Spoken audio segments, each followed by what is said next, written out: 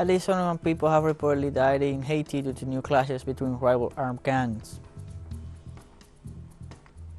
The World Health Organization declares on Saturday that the expanded monkeypox outbreak in more than 70 countries is an extraordinary situation that qualifies already as a global emergency. At least 21 people lost their lives in Iran due to heavy rains affecting the south of the country. Hello, welcome to From the South. I'm Luis Alberto Matos from the teleSUR studios in Havana, Cuba. We begin with the news. In Haiti, it was reported that at least 21 people died due to new clashes between rival armed gangs. According to humanitarian authorities, the clashes are taking place in the commune of Petit Rivière in the department of L'Artibonite, located in the center-north of the country, where the number of victims continues to increase due to the armed conflict between the Grand Rift base and the gang led by Jean Denis. The co-director of the Collective Defenders Plus, Anthony Mortime, pointed out that several victims were dismembered with machetes or burnt alive. Mortime added that the situation in the community is similar to the armed conflict in the Cité Soleil neighborhood, where at least 234 people died. Meanwhile, the United Nations urged the government of Haiti to guarantee the protection of human rights that are being violated. The president of the Colombian parliament, Roy Barreras, informed that he reached an agreement with the police to support the Peace Commission's efforts. The Colombian legislator said he was able to share with diverse sectors of the country in order to move on with the reform projects announced by the president-elect Gustavo Petro. The first meeting was with the National Police, where he spoke with General Jorge Luis Vargas and decided to sign an interinstitutional agreement to support the actions of the Peace Commission. Another matter that was resolved between the parliamentarian and the police chief is the delivery of a report on the transformation of the National Police, which will serve as input for the debates on the creation of the Ministry of Peace, Security and Coexistence.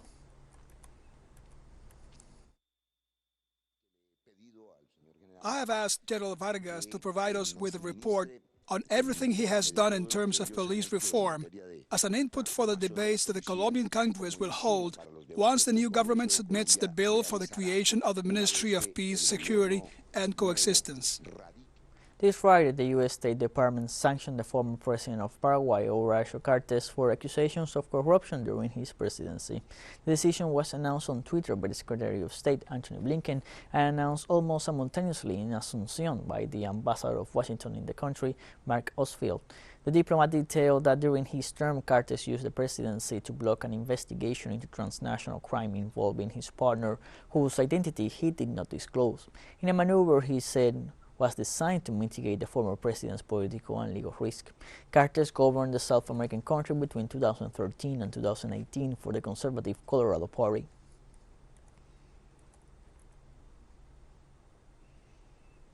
On Friday, U.S. police authorities say 3 people were killed in a shooting at a state park in eastern Iowa.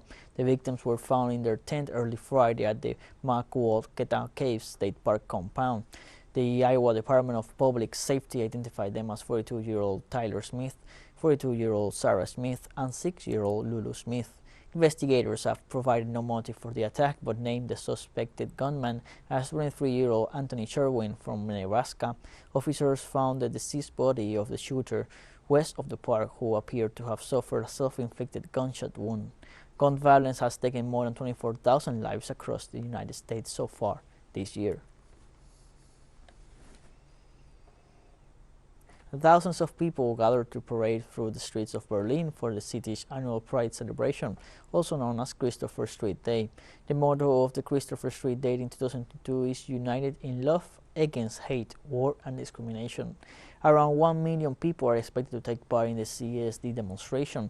The fourth Christopher Street Day in Berlin took place on June 30th, 1979. Gay Pride was the motto under which 450 protesters took to the streets of West Berlin. Christopher Street Day is an annual European LGBTQ+ celebration and demonstration held in various cities across Europe for the rights of LGBTQ+ people and against discrimination and exclusion. It is Germany's and Switzerland's counterpart to Gay Pride or Pride parades. Austria calls their Pride Parade Rainbow Parade. The most prominent CSD events are Berlin Pride, CSD Hamburg, CSD Cologne, Germany, and Zurich in Switzerland.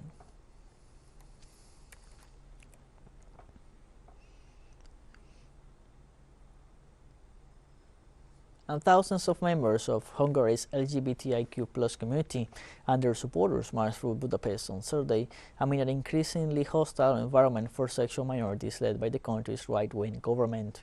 This year's 27th Budapest Pride March comes as nationalist Prime Minister Viktor Orban is facing increasing legal pressure from the European Union to scrap contentious legislation passed by his party, which is seen as limiting the rights of LGBTIQ people.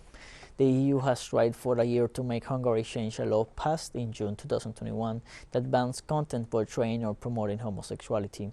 The EU's executive has said the law discriminates against people on the basis of their sexual orientation and gender identity. Last week, the European Commission intensified its legal standoff with Hungary by taking the country to the bloc's highest court over the law, which banned the depiction of homosexuality or sex reassignment in media targeting minors under 18. We are coming here because we feel that it's urgent and it's necessary, because we feel empathy and we feel solidarity to those who doesn't have equal rights and equal feelings in Hungary. We'll take a short break now. Join us again after this.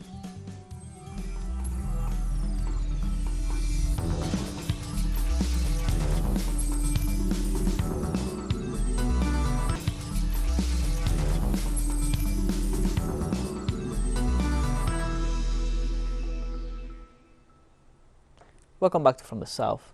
The World Health Organization said on Saturday that the expanding monkeypox outbreak in more than 70 countries is an extraordinary situation that now qualifies as a global emergency.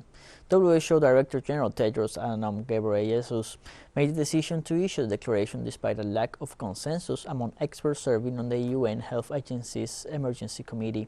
It was the first time the chief of the UN Health Agency has taken such an action. A global emergency is WHO's highest level of alert, but the designation does not necessarily mean a disease is particularly transmissible or lethal. WHO's emergencies chief, Dr. Michael Ryan, said the Director General made the decision to put monkeypox in that category to ensure the global community takes the current outbreak seriously. Declaring a global emergency means the monkeypox outbreak is an extraordinary event that could spill over into more countries and requires a coordinated global response. It could also spur further investment in treating the once rare disease and worsen the scramble for the scarce vaccines.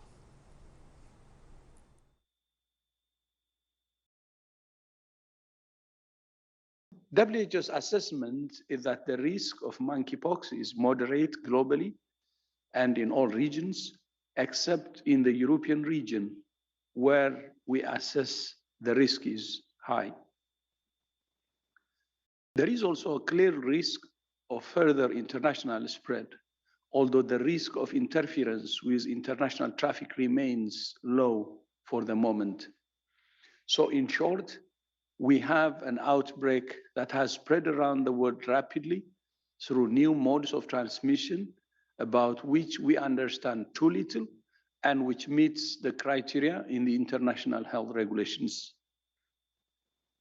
For all of these reasons, I have decided that the global monkeypox outbreak represents a public health emergency of international concern.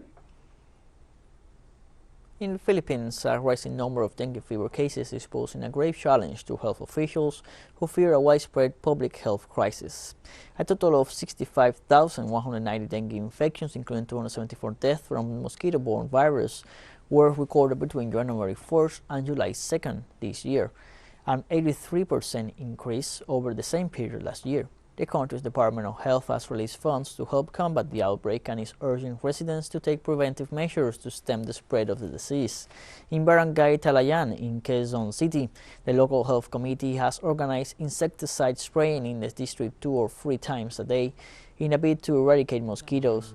The committee is also organizing dengue awareness campaigns in the district, going door to door to alert people to the dangers of mosquito bites that can transmit the dengue virus.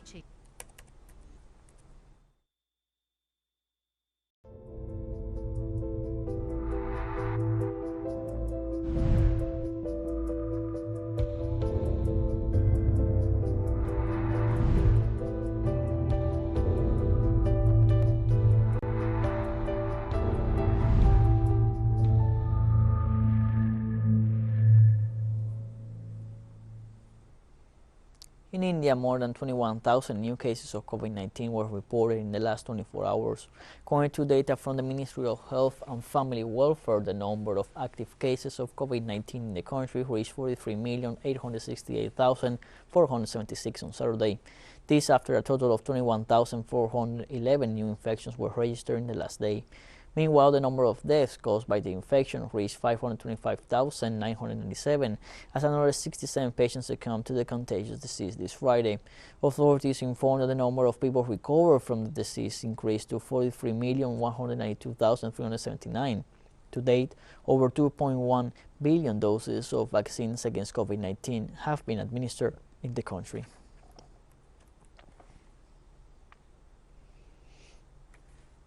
Of the pandemic. To date, Japan has detected some 11 million infections and more than 31,700 deaths, a number that has increased since the beginning of this month due to the high spread of the new subvariant BA.5 of Omicron.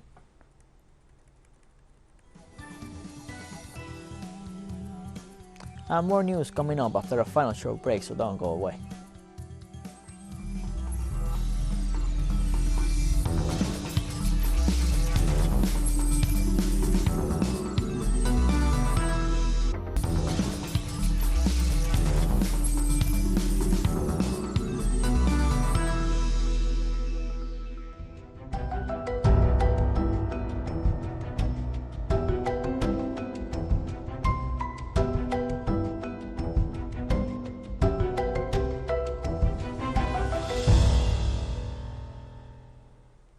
Welcome back to From the South.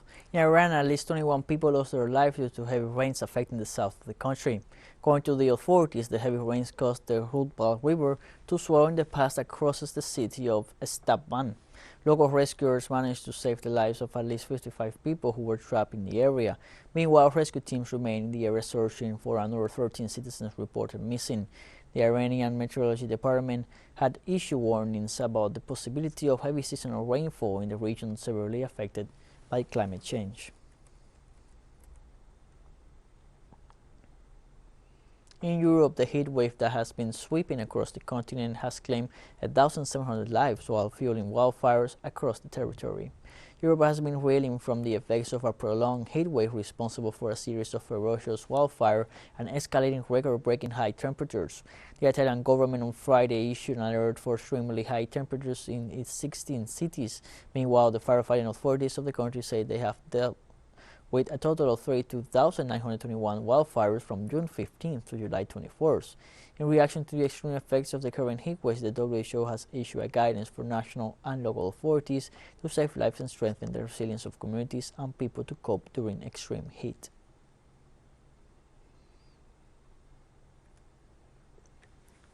In the United States, the water level of Utah's iconic landmark, the Great Salt Lake, has dropped to its all-time low.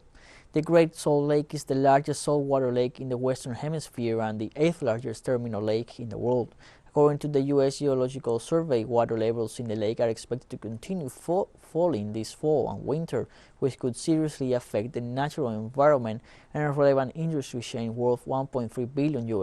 Meanwhile, the area of the lake has shrunk from a peak of about 7,769,069 square kilometers in the 1980s to about 2,460 square kilometers now. Experts say the falling of water levels was because of climate change and human activity.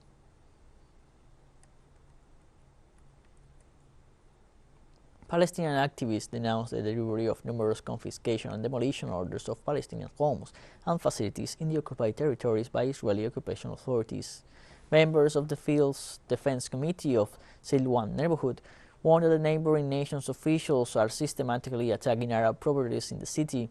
They claim that since the beginning of 2022, they have issued 1,860 demolition orders for Palestinian structures in East Jerusalem.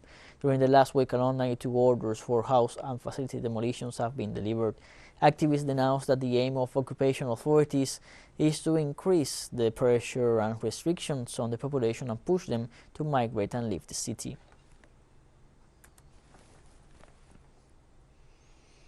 Tunisian police used pepper spray to disperse protesters and arrested several demonstrators Friday as hundreds rallied against President Kais Saied 3 days before a controversial vote on a new constitution. More than 300 people had gathered on Habib Bourguiba Avenue in central Tunis, surrounded by a heavy police presence with water cannons and riot gear. At least 10 demonstrators were arrested, according to two police sources. The protest came as Tunisians prepared to vote Monday on a draft constitution that would enshrine the vast powers that Said has exercised since they sacked the government and suspended parliament on July 25th last year. A police officer blamed the demonstrators for the unrest, saying they had been authorized to hold a protest on one part of the city's center boulevard, but had purposely moved towards the ministry because they sought provocation. Hama Hamami, head of the Left Workers' Party, vowed that Said's opponents would not give up.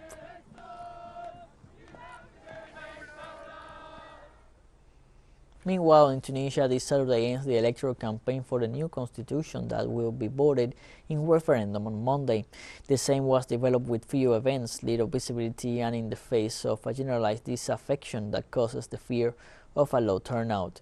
In the process, 46 parties participated, as well as associations and individuals who previously registered, asked for the majority of them to vote in favor of the text for this, the first referendum in the history of the country.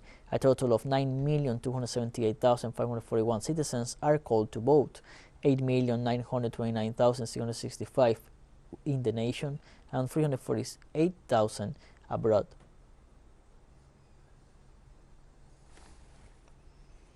teleSUR English continues to grow. Its signal now reaches Europe. You can order from your cable dealer or tune it yourself. These parameters that you see on the screen are in place since July 4th. Quite soon, further changes will be implemented for the signals in the Middle East and Africa. Now more than ever, the world connects to us and our stories are heard in other faraway nations. This news multi-platform will continue providing truthful content to oppose the hegemonic media narrative and unfaithfulness to our audience. And we have come to the end of this news brief. Remember, you can find these and many other stories on our website at telesurenglish.net. You can also join us on social media, Facebook, Twitter, Instagram, and Telegram. For teleSUR English, I'm Luis Alberto Matos. Thank you for watching.